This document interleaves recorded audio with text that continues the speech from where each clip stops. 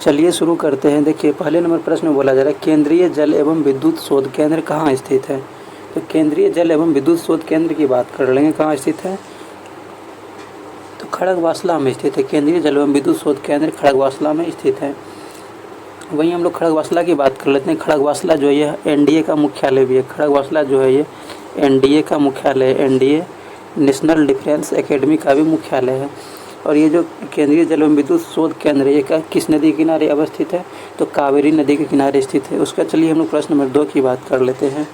देखिए प्रश्न नंबर 2 में बोला जा रहा है, प्रश्न नंबर 2 में 1857 की क्रांति में निम्नलिखित में से किस एक मित्र द्वारा धोखा मिला ब्रिटिश द्वारा पकड़ा गया तथा मार दिया गया था। किसे मार दिया गया था? तात्या टोपे को। तात्या टोपे का मित्र मान सिंह ने मिलकर के अंग्रेजों के साथ मिलकर के तात्या टोपे को मरवा दिया था। तो तात्या टोपे का मित्र कौन था? मान सिंह था। और तात्या टोपे जो इसका मूल नाम क्या था? रामचंद्र पांडुरंग था। रामचंद्र पांडुरंग। वहीं हम लोग नाना साहब की बात कर लेंगे। तो 1857 की क्रांति के समय नाना साहब ने कानपुर से अध्यक्षता किए थे। कानपुर से अध्यक्षता किए थे और सैन्य नायक थे यहाँ से तात्या टोपे।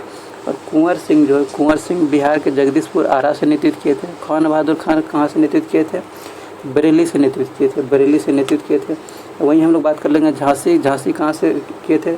तो झांसी से किए थे रानी लक्ष्मीबाई किए थे। रानी लक्ष्मीबाई जो है झांसी से किए थे। वहीं हम लोग दिल्ली से बात कर लेंगे। दिल्ली से नेतृत्व कौन किए थे? बहादुर शाह जफर या फिर बहादुर शाह द्वितीय किए थे। और सैन्य नायक थे दिल्ली से बख्त खां थे। वहीं हम लोग लखनऊ से बात कर लेंगे। लखनऊ से कौन नेतृत्व किए थे? बेगम हजरत महल। और फैजाबाद से मौलवी अहमदुल्ला। और मौलवी अहमदुल्ला जो है यह अंग्रेज का सबसे बड़ा दुश्मन माना जाता था। और मौलवी अहमदुल्ला को पकड़ने के लिए कुछ इनाम भी रखा गया था। इसके बाद प्रश्न नंबर हम लोग 3 की बात कर लेते हैं। देखिए प्रश्न नंबर 3 में बोला जा रहा है 1929 ईस्वी में किसकी अध्यक्षता में आयोजित हुए भारत के राष्ट्रीय कांग्रेस के लाहौर अधिवेशन में ब्रिटिश शासन से पूर्व स्वतंत्रता प्रस्ताव पारित किया गया था। तो किसके शासनकाल में किया गया था? इसका सही आंसर हो जाएगा ऑप्शन नंबर सी हो जाएगा, पंडित जवाहरलाल नेहरू। बोला जा रहा है 1929 ईस्वी में किसकी अध्यक्षता में आयोजित हुए भारतीय राष्ट्रीय कांग्रेस के लाहौर अधिवेशन में ब्रिटिश शासन से पूर्व स्वतंत्रता प्रस्ताव पारित किया गया था।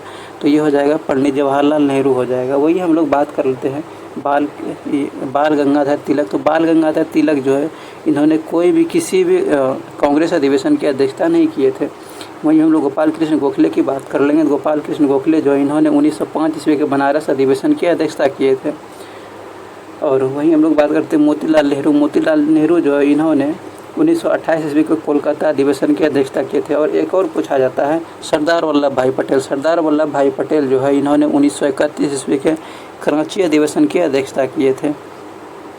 उसके बाद चलिए हम लोग प्रश्न नंबर 4 की बात कर लेते हैं। देखिए प्रश्न नंबर 4 में बोला जा रहा है राज्य के नीति निर्देशक तत्व का कौन सा सिद्धांत महात्मा गांधी के दर्शन से जुड़ा हुआ है। तो राज्य के नीति निर्देशक तत्व की बात कर लेंगे। महात्मा गांधी के किस दर्शन से जुड़ा हुआ है? इसका सही आंसर हो जाएगा ग्राम पंचायतों की स्थापना। ग्राम पंचायतों की स्थापना।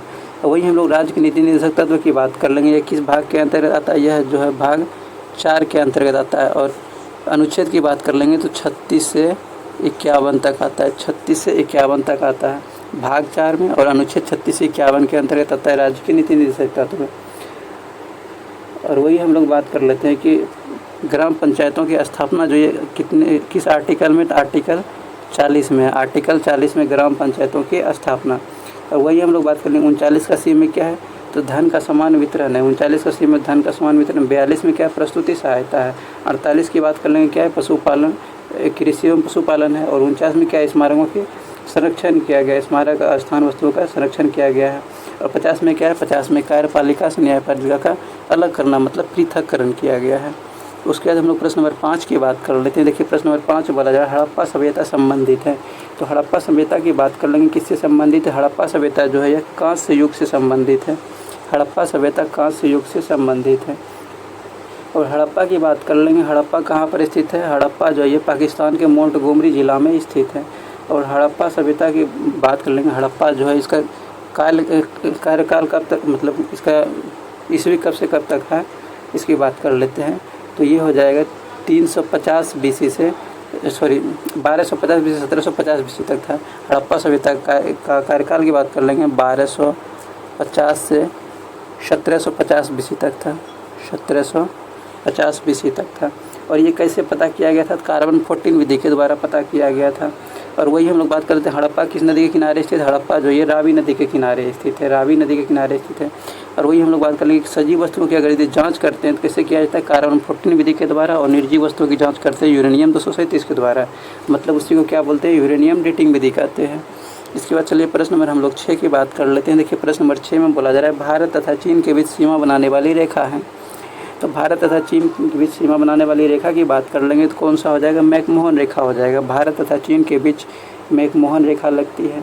और वहीं हम लोग बात कर लेते हैं कि रेड क्लिफ रेखा। रेड क्लिफ रेखा जो है ये भारत और पाकिस्तान के बीच लगती है। और रेड क्लिफ के साथ साथ 24 डिग्री समांतर रेखा भी जो है ये भारत एवं पाकिस्तान के बीच ही लगती है। डूरन रेखा की बात कर लेंगे। डूरन रेखा पहले भारत और अफगानिस्तान के बीच लगा करता था, लेकिन जैसे ही पाकिस्तान अलग हुआ तो अभी वर्तमान में पाकिस्तान और अफगानिस्तान के बीच डूरन रेखा लगता है।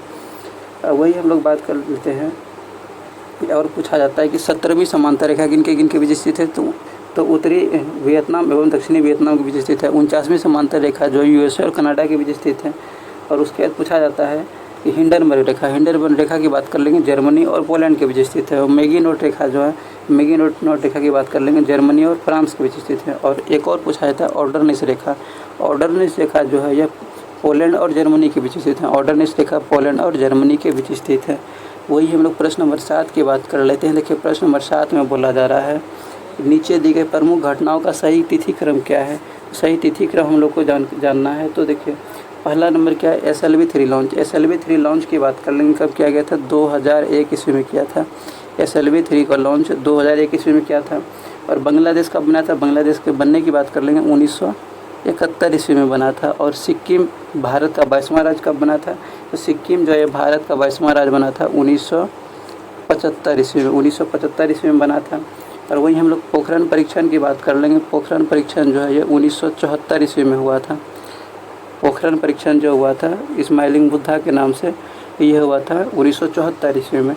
तो इसका सही तिथि क्रम की बात किया जा रहा है तो सबसे पहले जो हुआ था वो इसका आंसर हो जाएगा। उसके बाद जो हुआ था वो हो जाएगा। तो सबसे पहले इसमें क्या हुआ था? 1971 ईस्वी में बांग्लादेश बना था। पहले क्या हो जाएगा? 1 हो जाएगा। उसके बाद क्या हो जाएगा? 1971 के बाद हो जाएगा 1974 यानी पोखरण परीक्षण हो जाएगा, यानी 4 हो जाएगा। इसके बाद कौन सा हो जाएगा? इसका हो जाएगा 1975 सिक्किम भारत का 22वां राज्य बना था, यानी इसके बाद 3 हो जाएगा। और उसके बाद बच गया क्या? 1 हो जाएगा, यानी कि 1 4 3 1। तो ये क्या हो जाएगा? ए नंबर हो जाएगा 1 4 3 1। तो वही हम लोग बात कर लेते हैं कि बांग्लादेश जो इसकी राजधानी का ढाका है। और मुद्रा की बात कर लेंगे इसका टका है। और स्वतंत्रता दिवस कब मनाया जाता है? बांग्लादेश में 26 मार्च को मनाया जाता है। और सिक्किम जो भारत का 22वां राज्य बना था 1975 ईस्वी में 36वां संविधान संशोधन के द्वारा बना था। और वहीं हम लोग बात कर लेते हैं जम्मू कश्मीर एवं लद्दाख को पुनर्गठन अधिनियम जो लाया गया था, जिसके तहत 2 अलग अलग यूटी बनाया गया था, केंद्र शासित प्रदेश बनाया गया था। तो ये हो जाएगा 31 अक्टूबर 2019 ईस्वी। इसके बाद चलिए प्रश्न नंबर हम लोग 8 की बात कर लेते हैं। देखिए प्रश्न नंबर 8 में बोला जाए निम्नलिखित में से किन देशों के समूह से भूमध्य रेखा गुजरती है? तो भूमध्य रेखा के गुजरने की बात कर लेंगे किन से होकर गुजरती है? तो ये हो जाएगा कोलंबिया, केन्या तथा इंडोनेशिया। कोलंबिया, केन्या और इंडोनेशिया। तो वहीं हम लोग इसमें बोला जा रहा है किस किस से गुजरती है। इसमें ऑप्शन के अकॉर्डिंग हो जाएगा कोलंबिया, केन्या तथा इंडोनेशिया। वहीं हम लोग बात कर लेंगे कि टोटल कौन कौन सा देश हो जाएगा, किन किन से होकर गुजरती है। अगर इस देश से हम लोग चलेंगे किन किन से होकर गुजरती है तो इसमें हो जाएगा यही हम लोग बात कर लेते हैं कि बोला जा रहा है कि किन देशों के समूह से भूमध्य रेखा गुजरती है। तो ऑप्शन के अकॉर्डिंग देखेंगे तो कोलंबिया, केन्या और इंडोनेशिया हो जाएगा। लेकिन वही हम लोग बात कर लेंगे टोटल पहले कितना देशों से गुजरती है, कैसे गुजरती है। तो टोटल आप लोगों को याद रखना है लगभग ये जो है ना 13-14 देश से गुजरती है। जिसे हम लोग को शुरू से देखा जाएगा देखेंगे तो देखिए दक्षिणी अमेरिका की बात कर लेंगे। दक्षिणी अमेरिका महादेश में हो जाएगा इक्वाडोर हो जाएगा, कोलंबिया हो जाएगा और ब्राज़ील हो जाएगा। और उसके बाद हम लोग साउथ अफ्रीका की बात कर लेंगे तो वहाँ पर हो जाएगा लाओ टोन्स प्रिंसिपे और गैबोन हो जाएगा, कांगो हो जाएगा, कांगो गणराज्य हो जाएगा और युगांडा हो जाएगा, केन्या हो जाएगा। और उसके बाद सोमालिया जाता है। वही हम लोग एशिया में बात कर लेंगे। एशिया में जाता है मलेशिया, इंडोनेशिया और ईस्ट तिमोर। और एक और आता है किरीबाती आ जाता है। आगे होता है ये इंडोनेशिया के आगे है। और ईस्ट तिमोर की बात कर लेते हैं। ईस्ट तिमोर जो है ये इंडोनेशिया के सबसे निचले छोर पर है। तो प्रश्न में क्या बोला जा रहा था? प्रश्न में बोला जा रहा है निम्नलिखित में से किन देशों के समूह से भूमध्य रेखा गुजरती है? कोलंबिया तथा केन्या और इंडोनेशिया के बीच से होकर गुजरती है। इसके बाद प्रश्न नंबर 9 की बात कर लेते हैं। देखिए प्रश्न नंबर 9 में बोला जा रहा है चीनी यात्री हुएनसांग ने भारत का भ्रमण किया। तो चीनी यात्री हुएनसांग की बात कर लेंगे। इन्होंने भारत का भ्रमण किसके शासनकाल में किया था? इसका सही आंसर हो जाएगा हर्षवर्धन के शासनकाल में किया था। चीनी यात्री हुएनसांग ने भारत का भ्रमण हर्षवर्धन के शासनकाल में किया था। हर्षवर्धन के शासनकाल में। वही हम लोग बात कर लेते हैं हुएनसांग जो है, हुएनसांग इन्होंने नालंदा यूनिवर्सिटी में पढ़े भी थे और पढ़ाए भी थे। मतलब वहाँ के स्टूडेंट और टीचर दोनों रह चुके हैं। और चीनी यात्री हुएनसांग की चर्चा किस में किया गया? स्यू की पुस्तक में किया गया था, स्यू की पुस्तक में। और वहीं हम लोग बात कर लेते हैं चीनी यात्री के आने का क्रम की बात कर लेते हैं। तो पहले आया था Fahien Sung Yun Hiuen Tsang Itsing, Fahien Sung Yun Hiuen Tsang Itsing, Fahien Sung Yun Hiuen Tsang Itsing. वहीं हम लोग बात कर लेते हैं बिंदुसार के दरबार में कौन आया था? डायनोसियस आया था, डायनोसियस। और चंद्रगुप्त द्वितीय के शासनकाल में कौन आया था? तो चंद्रगुप्त द्वितीय शासन के काल में बात कर लेते हैं फाहियान आया था। और अशोक के शासनकाल में कौन आया था? अशोक के शासनकाल में कोई नहीं, चंद्रगुप्त मौर्य के शासनकाल में मेगास्थनीज आया था। तो प्रश्न में क्या बोला जा रहा था? प्रश्न में बोला जा रहा था चीनी यात्री हुएनसांग ने भारत का भ्रमण किया। चीनी यात्री हुएनसांग ने भारत का भ्रमण किसके शासनकाल में किया था? हर्षवर्धन के शासनकाल में किया था। इसके बाद प्रश्न नंबर 10 की बात कर लेते हैं। देखिए प्रश्न नंबर 10 में बोला जा रहा है संपूर्ण क्रांति का आह्वान किया गया था। तो संपूर्ण क्रांति का आह्वान किसके द्वारा किया गया था? जयप्रकाश नारायण के द्वारा किया गया था। वही हम लोग जयप्रकाश नारायण की बात कर लेंगे। इन्होंने संपूर्ण क्रांति जो ये कहाँ पर नारा दिया गया था? पटना के गांधी मैदान में दिया गया था। संपूर्ण क्रांति का नारा पटना के गांधी मैदान में दिया गया था। और कब दिया गया था? तो 1969 ईस्वी में दिया गया था। 1969 ईस्वी में दिया गया था पटना के गांधी मैदान में। और वहीं हम लोग जयप्रकाश नारायण की बात कर लेंगे। इनको जो है कि 1999 ईस्वी में मरणोपरांत भारत रत्न से सम्मानित किया गया। और 1950 ईस्वी में इन्होंने सर्वोदय योजना लाए थे। इनके जन्म की बात कर लेंगे। इनका जन्म हुआ था 11 अक्टूबर 1902 ईस्वी को। कहाँ पर हुआ था? बिहार के सिताब दियारा में हुआ था। और जयप्रकाश नारायण को क्या कहा जाता है? लोकनायक कहा जाता है। तो प्रश्न में बोला जा रहा था संपूर्ण क्रांति का आह्वान किया गया था। संपूर्ण क्रांति का आह्वान किसके द्वारा किया गया था? तो जयप्रकाश नारायण के द्वारा किया गया था। इसके बाद चलिए प्रश्न नंबर हम लोग 11 की बात कर लेते हैं। देखिए प्रश्न नंबर 11 में बोला जा रहा है विंग्स ऑफ फायर का लेखक कौन है? विंग्स ऑफ फायर के लेखक की बात कर लेंगे तो कौन थे? APJ अब्दुल कलाम है। विंग्स ऑफ फायर के लेखक APJ अब्दुल कलाम है। और APJ अब्दुल कलाम ने एक और पुस्तक लिखे हैं इग्नाइटेड माइंड्स। इग्नाइटेड माइंड्स के लेखक भी APJ अब्दुल कलाम ही हो जाएगा। मिसाइल मैन किसे कहा जाता है? APJ अब्दुल कलाम को ही कहा जाता है। और वही हम लोग बात कर लेते हैं कि अरुंधति राय जो है इन्होंने पुस्तक लिखा था the God of small things. और पंडित जवाहरलाल नेहरू है, इन्होंने पुस्तक लिखे थे डिस्कवरी ऑफ इंडिया। तो प्रश्न की बात कर लेते हैं। प्रश्न में बोला जा रहा था विंग्स ऑफ फायर के लेखक कौन है? तो कौन थे? APJ अब्दुल कलाम थे। इसके बाद प्रश्न नंबर हम लोग 12 की बात कर लेते हैं। देखिए प्रश्न नंबर 12 में बोला जा रहा है भाखड़ा नांगल बांध स्थित है। तो भाखड़ा नांगल बांध की बात कर लेंगे। कहाँ पर स्थित है? सतलुज नदी पर स्थित है। भाखड़ा नांगल बांध जो है यह सतलुज नदी पर स्थित है, सतलुज नदी पर स्थित है। और वही हम लोग बात कर लेते हैं भाखड़ा नांगल बांध जो है यह भारत का पहला बांध है। भारत का पहला बांध है, भारत का पहला बांध परियोजना है यह भाखड़ा नांगल बांध। और वही हम लोग बात कर लेते हैं कि रावी नदी पर कौन सा बांध है? तो रंजीत सागर बांध है। और वहीं हम लोग चिनाब नदी पर बात कर लेंगे दुलहस्ती या सलाल परियोजना है। और गंगा नदी पर बात कर लेंगे तो फरक्का परियोजना जो है यह गंगा नदी पर स्थित है। फरक्का परियोजना कहाँ पर है? गंगा नदी पर। और महानदी पर हीराकुंड बांध परियोजना है। तो प्रश्न में बोला जा रहा था, प्रश्न में क्या बोला जा रहा है? प्रश्न में बोला जा रहा है भाखड़ा नांगल बांध स्थित है। भाखड़ा नांगल बांध की बात कर लेंगे किस नदी पर स्थित है? यह सतलुज नदी पर स्थित है। इसके बाद प्रश्न नंबर 13 की बात कर लेते हैं। देखिए प्रश्न नंबर 13 में बोला जा रहा है, प्रश्न नंबर 13 में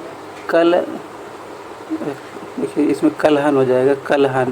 कलहन द्वारा रचित राजतरंगिणी में वर्णन है। तो कलहन द्वारा रचित राजतरंगिणी में किसका वर्णन है? कश्मीर के इतिहास का वर्णन किया गया। कलहन द्वारा रचित राजतरंगिणी में कश्मीर के इतिहास का वर्णन किया गया है। और ये जो कलहन द्वारा रचित राजतरंगिणी है ये किस भाषा में लिखा गया? संस्कृत भाषा में लिखा गया है। और ये चंद्रगुप्त के शासनकाल की बात कर लेंगे। इसके शासनकाल में प्रधानमंत्री कौन थे? तो कौटिल्य, विष्णुगुप्त या चाणक्य, तीनों एक ही आदमी का नाम है। और इन्होंने पुस्तक लिखा था अर्थशास्त्र। चाणक्य के पुस्तक का नाम क्या हो जाएगा? अर्थशास्त्र। और अर्थशास्त्र में मौर्य काल की जानकारी दिया गया था। और इंडिका पुस्तक का लेखक कौन है? मेगास्थनीज है। प्रश्न में क्या बोला जा रहा था? प्रश्न में बोला जा रहा था कल्हण द्वारा रचित राष्ट्ररंगिणी में वर्णन है। किसका वर्णन है? कश्मीर के इतिहास का वर्णन है। उसके बाद प्रश्न नंबर 14 की बात कर लेते हैं। देखिए प्रश्न नंबर 14 में बोला जा रहा है राजा राम मोहन राय संस्थापक थे। तो राजा राम मोहन राय की बात कर लेंगे। किसके संस्थापक थे? ये ब्रह्म समाज के संस्थापक थे। ब्रह्म समाज के संस्थापक थे राजा राम मोहन राय। वही आर्य समाज की बात कर लेंगे। इसके संस्थापक, आर्य समाज के संस्थापक कौन थे? तो स्वामी दयानंद सरस्वती थे। और रामकृष्ण मिशन की बात कर लेंगे तो स्वामी विवेकानंद थे। विवेकानंद इनके थे। और वही हम लोग बात कर लेते हैं। और इनकी जानकारी कहाँ? वेल्लूर मठ में दिया गया है। और प्रार्थना समाज की बात कर लेंगे तो आत्माराम पांडुरंग थे। प्रार्थना समाज के संस्थापक कौन थे? आत्माराम पांडुरंग। प्रश्न में क्या बोला जा रहा है? प्रश्न में बोला जा रहा है राजा राम मोहन राय संस्थापक थे। तो ये ब्रह्म समाज के संस्थापक थे। इसके बाद प्रश्न नंबर हम लोग 15 की बात कर लेते हैं। देखिए प्रश्न नंबर 15 में बोला जा रहा है सतलुज नदी का उद्गम है। सतलुज नदी का उद्गम की बात कर लेंगे। कहाँ पर है? तो सतलुज नदी का उद्गम जो है ये चीन के तिब्बत में स्थित है। चीन के तिब्बत में स्थित है सतलुज नदी का उद्गम। और वहीं हम लोग बात कर लेते हैं सतलुज नदी जो है ये मानसरोवर झील के पास राकास्थल से निकलती है। मानसरोवर झील के पास राकास्थल से निकलती है। और वही हम लोग बात कर लेते हैं सतलुज नदी जो है इसके ऊपर एक बांध परियोजना है जो कि भाखड़ा नांगल बांध परियोजना है। सतलुज नदी पर ही बना हुआ है भाखड़ा नांगल बांध परियोजना। तो प्रश्न में क्या बोला जा रहा था? प्रश्न में बोला जा रहा है सतलुज नदी का उद्गम है। तो सतलुज नदी का उद्गम की बात कर लेंगे तो चीन के तिब्बत में स्थित है। चीन के तिब्बत में स्थित है। और सतलुज नदी कहाँ से निकलती है? तो मानसरोवर झील के पास राकास्थल से निकलती है। उसका प्रश्न नंबर 16 की बात कर लेते हैं। बोला जा रहा है मैगीनोट रेखा किन देशों के मध्य स्थित है? तो मैगीनोट रेखा की बात कर लेंगे किन के बीच स्थित है? तो ये हो जाएगा फ्रांस और जर्मनी के बीच। मैगीनोट रेखा जो है फ्रांस और जर्मनी के बीच। ऐसे याद रखिएगा ट्रिक से कि मैगीनोट मतलब मैगी नहीं मिलेगा, क्या करेंगे? जला के फेंक देंगे। जर्मनी फ्रांस, जर्मनी और फ्रांस के बीच स्थित है मैगीनोट रेखा। तो वही हम लोग बात कर लेते हैं कि यूएस और कनाडा जो है ये 49वीं समांतर रेखा हो जाएगा। 49वीं समांतर रेखा। और वही हम लोग बात करते हैं जर्मनी और पोलैंड जो ये हिंडनबर्ग रेखा और ऑर्डरनिस रेखा हो जाएगा। और उत्तरी एवं दक्षिणी वियतनाम के बीच हो जाएगा 17वीं समांतर रेखा। वही हम लोग उत्तरी कोरिया एवं दक्षिणी कोरिया के बीच बात कर लेंगे 38वीं समांतर रेखा है। तो प्रश्न में क्या बोला जा रहा था? प्रश्न में बोला जा रहा है मैगीनोट रेखा किन देशों के बीच स्थित है? मैगीनोट रेखा जो है जर्मनी और फ्रांस के बीच स्थित है। वही हम लोग प्रश्न नंबर 17 की बात कर लेते हैं। देखिए प्रश्न नंबर 17 में बोला जा रहा है भारतीय संविधान सभा ने भारत राष्ट्रीय ध्वज की रूपरेखा को कब अंगीकार किया? तो भारतीय संविधान सभा ने भारत राष्ट्रीय ध्वज की रूपरेखा को कब अंगीकार किया था? तो इसका सही आंसर हो जाएगा 22 जुलाई 1947 ईस्वी में अंगीकार किया था। 22 जुलाई 1947 ईस्वी में। और वहीं हम लोग बात करते हैं स्वतंत्र भारत के राष्ट्रीय ध्वज को पहली बार 14 अगस्त 1947 ईस्वी के मध्य रात्रि में लाल किले पर फहराया गया था। कब फहराया गया था? 14 अगस्त 1947 ईस्वी में। और कहाँ पर फहराया गया था? लाल किले में फहराया गया था। प्रश्न में बोला जा रहा है भारतीय संविधान सभा ने भारतीय राष्ट्रीय ध्वज की रूपरेखा को कब अंगीकार किया था? तो 22 जुलाई 1947 ईस्वी को अंगीकार किया था। वही हम लोग प्रश्न नंबर 18 की बात कर लेते हैं। बोला जा रहा है भारतीय राष्ट्रीय गान को पहली बार कब गाया गया? तो भारतीय राष्ट्रीय गान को पहली बार कब गाया गया था? 1911 ईस्वी में गाया गया था। 27 दिसंबर 1911 ईस्वी में गाया गया था कोलकाता अधिवेशन में, जिसकी अध्यक्षता कौन किए थे? बिशन नारायण धर ने किए थे। वही हम लोग बात कर लेते हैं राष्ट्रीय गान क्या है? जन गण मन अधिनायक, ये सब क्या है? राष्ट्रीय गान है। वही हम लोग इसको गाने की अवधि की बात कर लेंगे, कितना है? 52 सेकंड है। वही संक्षिप्त में गाएंगे तो 20 सेकंड में। और इसको अपनाया कब गया था राष्ट्रीय गान को? 24 जनवरी 1950 ईस्वी को अपनाया गया था। तो प्रश्न में क्या बोला जा रहा है? प्रश्न में है कि भारतीय राष्ट्रीय गान को पहली बार कब गाया गया? तो भारतीय राष्ट्रीय गान को पहली बार 1911 ईस्वी में गाया गया था। तो वही हम लोग प्रश्न नंबर 19 की बात कर लेते हैं। देखिए प्रश्न नंबर 19 में बोला जा रहा है भारत में श्वेत क्रांति के जनक माने जाते हैं। तो भारत में श्वेत क्रांति का जनक कौन माना जाता है? तो डॉक्टर वर्गीस कुरियन जो है ये भारत में श्वेत क्रांति के जनक माने जाते हैं। और डॉक्टर वर्गीस कुरियन को क्या कहा जाता है? मिल्क मैन ऑफ इंडिया कहा जाता है। मिल्क मैन ऑफ इंडिया क्यों कहा जाता है? क्योंकि इन्होंने दूध उत्पादन में सबसे अधिक तरक्की करवाया था, इसलिए इसको क्या कहा जाता है? श्वेत क्रांति का जनक कहा जाता है। और इसी को मिल्क मैन ऑफ इंडिया कहा जाता है। वही हम लोग प्रश्न नंबर 20 की बात कर लेते हैं। देखिए प्रश्न नंबर 20 में बोला जा रहा है भारत का राष्ट्रीय फल क्या है? सबको पता है कि आम है। और मिठाई क्या हो जाएगा? जलेबी हो जाएगा। फूल क्या? कमल। पशु क्या है? बाघ। विरासत पशु क्या है? हाथी। और खेल की बात कर लेंगे, हॉकी हो जाएगी, सब पता है सबको। इसके बाद प्रश्न नंबर हम लोग 21 की बात कर लेते हैं। देखिए प्रश्न नंबर 21 में बोला जा रहा है दुनिया का नवीनतम देश है, बोला जा रहा है दुनिया का नवीनतम देश है। दुनिया का नवीनतम देश की बात कर लेंगे तो कौन सा हो जाएगा, दक्षिणी सूडान गणतंत्र हो जाएगा। दुनिया का सबसे नवीनतम देश की बात कर लेंगे कौन सा हो जाएगा, दक्षिणी सूडान गणतंत्र हो जाएगा। और ये कब बना था, 2011 ईस्वी में। किससे अलग होकर बना था, सूडान से अलग होकर बना था। सूडान की राजधानी की बात कर लेंगे तो कहाँ पर है, तो सूडान की राजधानी है खार्तूम। और वहीं दक्षिण सूडान की बात कर लेंगे, इसकी राजधानी कहाँ है, इसकी दक्षिण सूडान जो है इनकी राजधानी है जूबा है, जूबा। लेकिन दक्षिण सूडान गणतंत्र अलग किससे हुआ है, सूडान से। सूडान की राजधानी खार्तूम है। और ये कब बना है, 2011 ईस्वी में बना है। वही हम लोग बात कर लेते हैं मिस्र की राजधानी कहाँ है, काहिरा है। सोमालिया की राजधानी कहाँ हो जाएगा, मेडागास्कर। सेशेल्स की राजधानी विक्टोरिया है। और केन्या की बात कर लेंगे तो नैरोबी हो जाएगा। वही हम लोग जिम्बाब्वे की बात कर लेंगे, जिम्बाब्वे की राजधानी कहाँ है, हरारे है।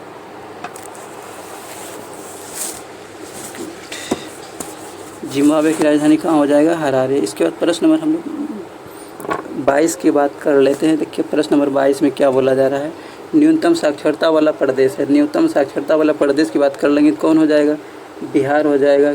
और बिहार में कितना प्रतिशत साक्षरता दर है, 63.82% है, 63.82% है। और वही हम लोग बात कर लेते हैं सर्वाधिक जनसंख्या घनत्व वाला राज्य कौन सा हो जाएगा, ये भी बिहार हो जाएगा। कितना जनसंख्या घनत्व है, 1106 प्रति वर्ग किलोमीटर स्क्वायर।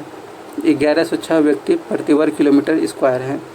इसके बाद प्रश्न नंबर हम लोग बात कर लेते हैं। देखिए इसी में हम लोग देख लेते हैं राजस्थान। राजस्थान जो है ये क्षेत्रफल के अनुसार सबसे बड़ा राज्य है। और सबसे छोटा राज्य कौन सा हो जाएगा, क्षेत्रफल के अनुसार गोवा हो जाएगा।